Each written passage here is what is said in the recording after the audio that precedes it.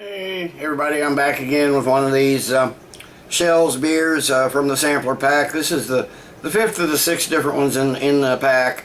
I'm going to do their Schell's Dark tonight. This is a lager. Not a lot on the website. It says this beer is dark because the barley is roasted longer. A flavorful lager that everyone will enjoy. They call it American Dark Lager. 4.8% alcohol. It's not a big one. So got a different cap, so use my BB Barfly here, save the cap.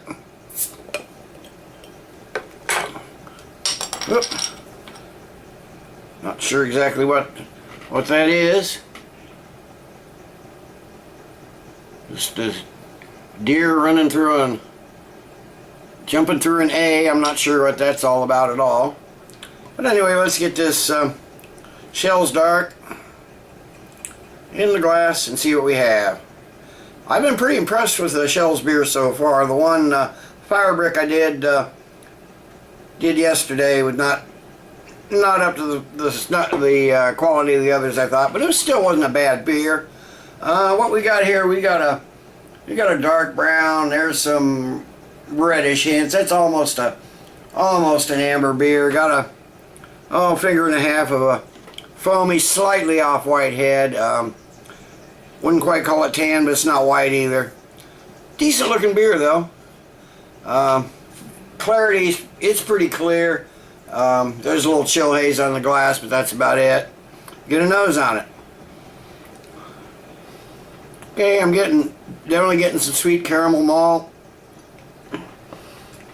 Bit of roasty, toasty malt in there.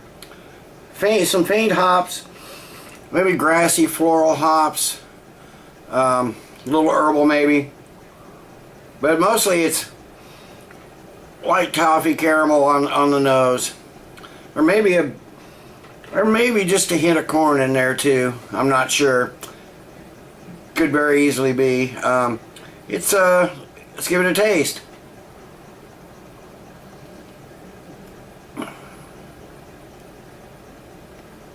Well, first thing I notice, it's a pretty thin mouthfeel. Almost watery here. Definitely a light mouthfeel. There is, I'm getting the malted barley in here. Little caramel, maybe some sweet hops on the finish, floral type hops on the finish.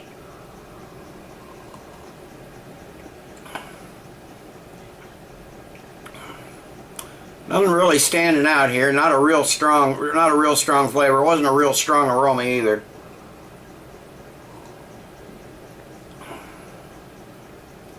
But yeah, it's mostly just sweet caramel and little toffee, maybe just a touch of nuttiness in there. And then that mild hop flavor on the finish. Nice clean finish though. There's no lingering taste. So let me sit and let this warm up a bit, and I'll come back in a few with the final thoughts and grade. Okay, I'm back. It's only been 10 minutes or so. I didn't want to let this warm up too much. This is a decent lager. It's I've had much better dark lagers than this. As far as the Schell's beers, this is probably the ones I've had so far, other than, you know, well, of all the ones I've had so far, this is probably my least favorite.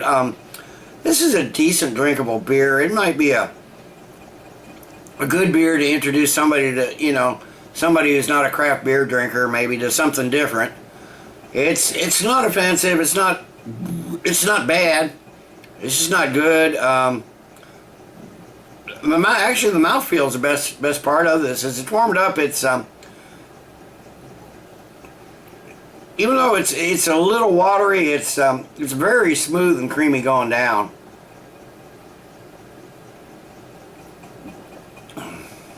Almost silky. It's a nice feeling beer going down. Nice clean finish. The flavors, I guess they weren't going for much, because they didn't get much on either aroma or flavor. But what is there is nice.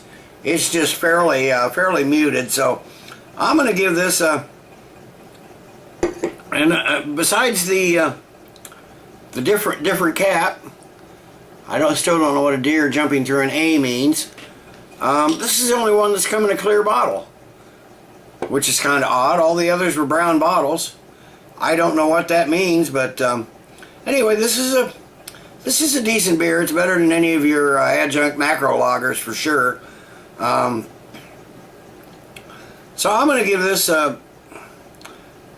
slightly above average. I'm going to give it a 5.5 out of 10. The Schell's dark so far, other than this one, which still isn't a bad beer. Like I said, I got one more to go.